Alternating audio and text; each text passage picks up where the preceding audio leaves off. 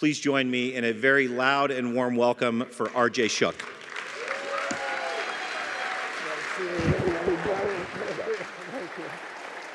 Thank you. Thank you so much. I really hope you feel that way after I give this talk. So congratulations for earning your way to Forbes Shook. You made it here, which means you are one of the best. So I have a question for you. What's next? What's your finish line? What's your end game? What are you really working towards? This is what I'd like to talk to you about tonight. And I'd like to tell you about how 3 little girls have changed our family's life and will probably make a difference in your life too. In this business, when you throw your heart into something, you get back something more than money. This is how you become unforgettable. Like a woman named Frida. Frida never quite found her way in life. No family, no friends, always shy, a recluse. She was a bookkeeper, but her life forever changed one day when she was depositing a check into her Wells Fargo account and happened to meet Bob Collins of Wells Fargo, who's with us here tonight. They spoke for hours that day. As the daughter of a taxi driver and maid, Frida had 2 dreams: to become a millionaire and to find real meaning in her life. Now, her account was steadily growing, mostly because she didn't spend money. She shopped at thrift stores, she didn't go on vacations, she didn't go out for meals. Bob helped her through various life stages. She would often cry to him about never marrying, never kissed a boy, always being alone. When she was in her 80s, she told Bob that she wanted to find real meaning in her life, and she wanted people to remember her after she was gone. So her account passed $1 million long before. So Bob gave her an idea to fund a trust that would immediately begin subsidizing scholarships for kids at a chosen school. Frida burst into tears, saying she could finally help others, and people would think of her long after she was gone. So Bob planned special events for her. He arranged for the school to pick her up from time to time. She would go to the school, see the kids. They all called her grandma, and they all wrote her letters. One of the last things she ever told Bob was, "You made my life worth living." In this business, you do not make a living by what you get. You make a living by what you give. Our research has shown that for the average typical advisors out there, not you all in this room, for the average advisors, for many of them, they follow the money. So success for them comes at the end, and money is the goal. But Forbes advisors, you all in this room, you follow your heart. So it goes like this. First comes your heart, then comes you, and then somewhere way behind you, the money is following because you are not in this business to do something. You are in this business to be something. You are here to make a difference in people's lives. People like Nestor Vicnair with Merrill, who's also with us. He was doing some trust and estate planning for a client who was in his early 70s, and the client was getting emotional talking about his legacy. And Nestor knew why. The man hadn't spoken to his son in decades because of a fight long before.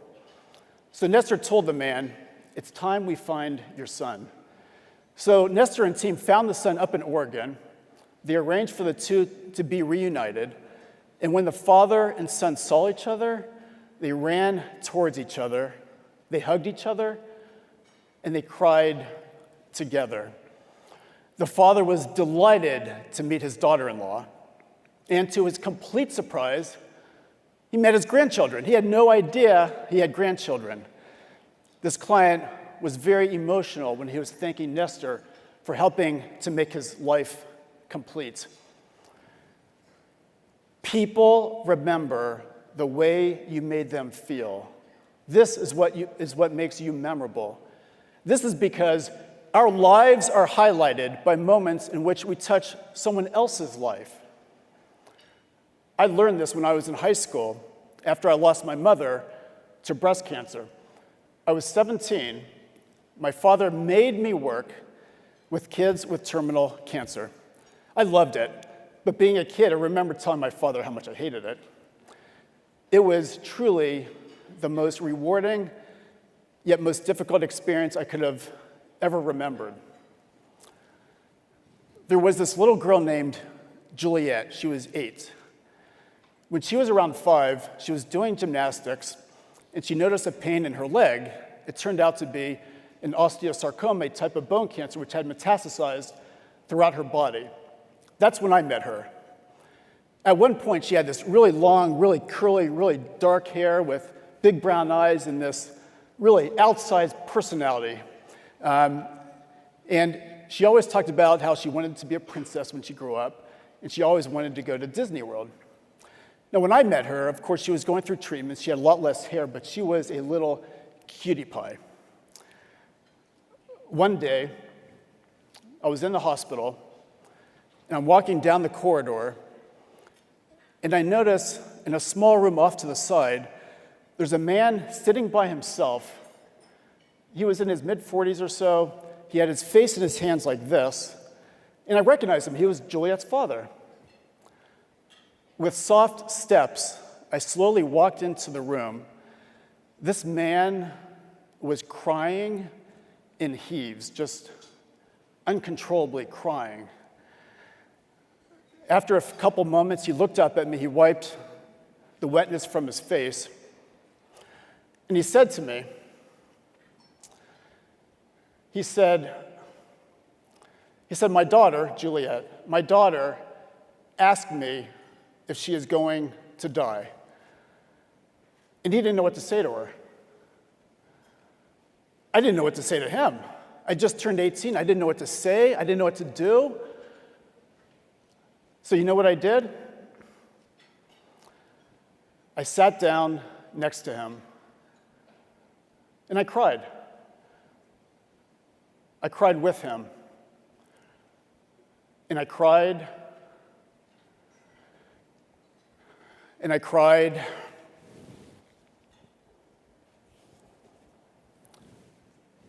and I cried.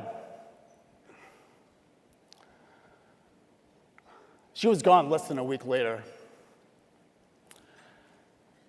I was 18, and I made a promise to myself. I promised myself, I am going to help every single child in the world. I'm going to help them all. Look, I know it sounds crazy, but let me ask you something. Who would I be if I didn't even try?